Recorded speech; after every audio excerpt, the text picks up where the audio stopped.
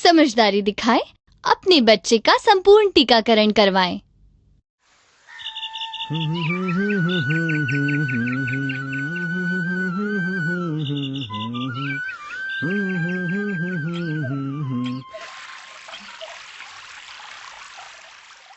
खुशबू जल्दी कर, शाम को मेला देखने चलना है, याद है ना? मेला वेला छोड़ो, पहले बिट्टी को तुरंत डॉक्टर के यहाँ लेकर चलो। क्यों, क्या हुआ? बुखार आ गया है, आज सुबह टीका लगवाया था। मैंने मना किया था ना, मुझसे बिना पूछे लगवा दिया है। अब कहाँ जा रही हो? डॉक्टर के पास। हाँ, ये तो आशा बहन जी हैं। मत किया करो, लेकिन तुम्हें तो अपने मन की ही करनी रहती है। आशा बहन, बिट्टी को टीका लगवाया था, उसके बाद से बुखार है, हम उसे लेकर डॉक्टर के पास जा रहे हैं। परेशान मत हो खुशबू, टीके के बाद बुखार आना आम बात है। एएनएम बहन जी ने जो बुखार की दवा दी थी उसे दे देना था। अरे, मैंने उनकी इस बात पर तो ध्यान ही नहीं दिया। कोई बात नहीं खुशबू, हेल्थ सेंटर में तुम्हें डॉक्टर दीदी फिर से सब समझा देंगी।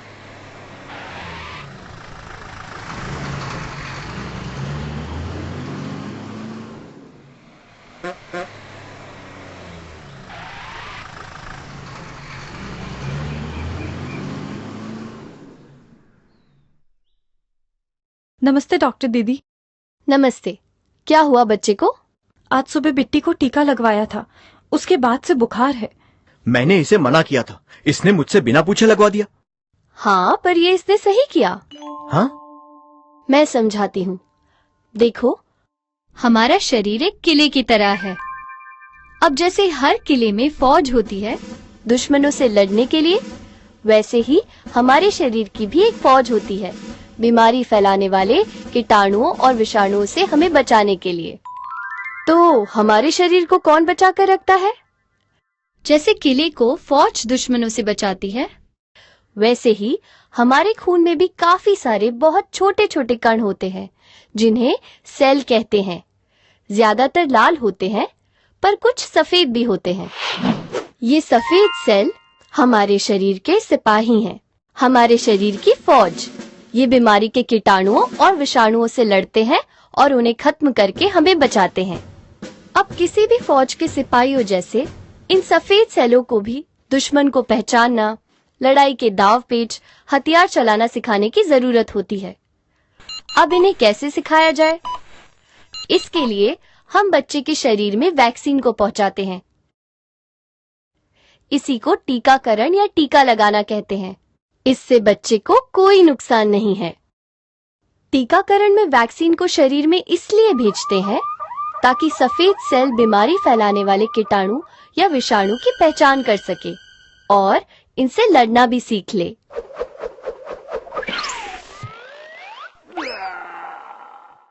अब जब कभी बच्चे को इन बीमारियों का संक्रमण होता है, तब हमारे सफेद सेल इन कीटाणु या विषाणु को फौरन पहचान जाते हैं और इन्हें खत्म कर देते हैं।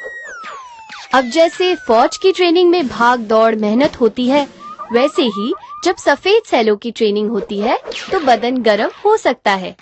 बिट्टी का बुखार भी सिर्फ यही है। इसका मतलब सिर्फ ये है कि उसके शरीर के सफेद सेल बीमारी के दुश्मनों से जम के लड़ना सीख रहे हैं, ट्रेनिंग ले रहे हैं। यदि बच्चे को बुखार आता है तो एएनएम द्वारा बताए डोज के अनुसार बुखार की गोली पीसकर माँ के दूध के साथ देना चाहिए। इससे सफेद सेल की ट्रेनिंग भी हो जाएगी और बुखार भी ठीक हो जाएगा।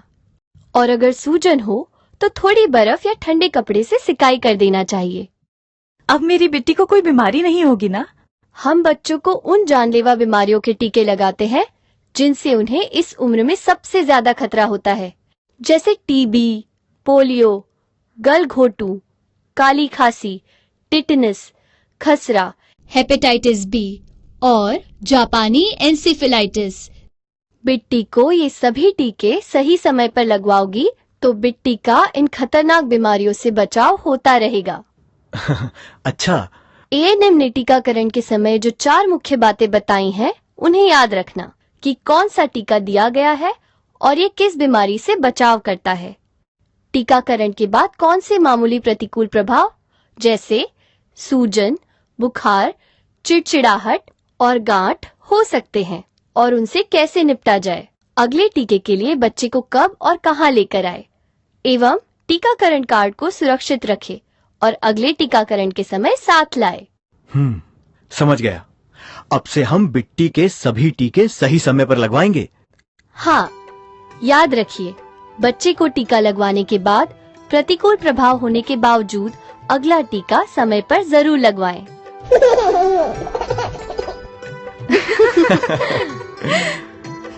समझदारी दिखाएं, अपने बच्चे का संपूर्ण टीकाकरण करवाएं। जन्म से लेकर 5 साल तक की उम्र के बच्चे का 7 बार टीकाकरण जरूर करवाएं। जन्म के समय 1.5 महीना, 2.5 महीना, 3.5 महीना, 9 महीना, 1.5 साल, 5 साल में 7वीं बार। याद रहेगा ना, 5 साल 7 बार, छूटे ना टीका एक भी बार।